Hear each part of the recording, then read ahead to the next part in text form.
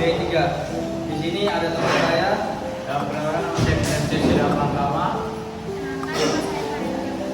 Perkenalkan nama saya Muhammad Al-Fatih Suhaidin, absen 12. Jadi di sini kita akan menjelaskan tentang pengertian dari pembasmi serangga.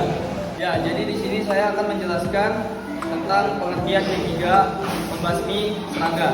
Jadi B3 adalah singkatan dari bahan berbahaya atau dan beracun. Ini merujuk pada bahan atau zat yang dapat membahayakan kesehatan manusia, makhluk hidup lainnya, serta lingkungan.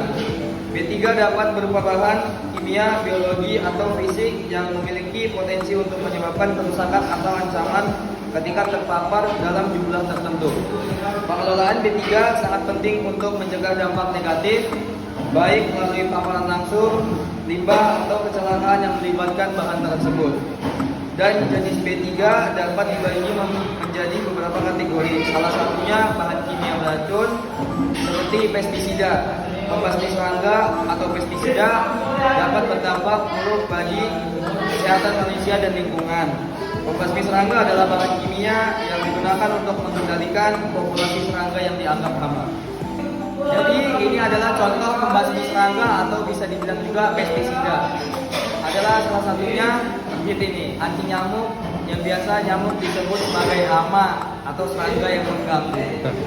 Selanjutnya contoh kasus pada tahun 2019 terjadi kasus penggunaan pembasmi serangga yang tidak tepat di Indonesia yang menyebabkan kematian ikan dan hewan air lainnya di Danau Toba, kontaminasi air dan tanah, dampak negatif pada kesehatan manusia termasuk peningkatan resiko kanker.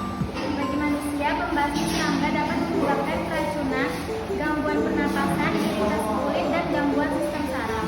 Bagi lingkungan, pembasmi serangga dapat mencemari air, tanah, dan udara, serta membunuh organisme yang tidak diinginkan.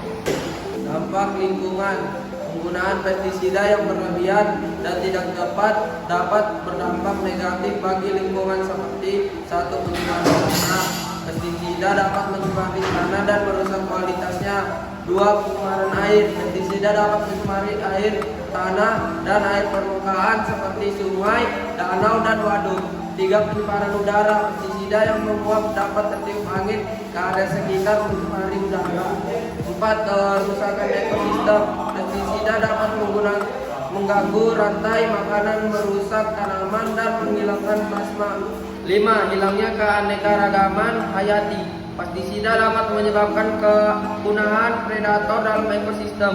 6, resistasi hama. Pestisida dapat menyebabkan organisme penggangguan tanaman menjadi resisten. Berikut ini adalah penanggulangan yang dapat dilakukan. 1. Menggunakan masker untuk mencegah inhalasi pembasmi serangga. 2. Menghindari kontak langsung dengan pembasmi serangga. 3. Membaca label dan instruksi penggunaan pembasmi serangga dengan teliti. 4. Menggunakan wadah yang tepat untuk menyimpan limbah pembasmi serangga. 5. Hindari pembuangan limbah pembasmi serangga ke lingkungan. 6. Menggunakan metode pengolahan limbah yang ramah lingkungan. 7. Meningkatkan kesadaran masyarakat tentang bahaya pembasmi serangga. 8. Memberikan pendidikan tentang cara penanggulangan pembasmi serangga yang aman. 9. Meningkatkan partisipasi masyarakat dalam pengolahan limbah pembasmi serangga. 10. Meningkatkan pengawasan terhadap penggunaan pembasmi serangga.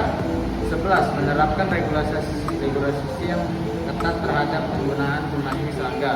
12. Mengatur standar keamanan untuk penggunaan pembasmi serangga. Sekian penjelasan B3 dari kelompok kami. Saya pamit undur diri.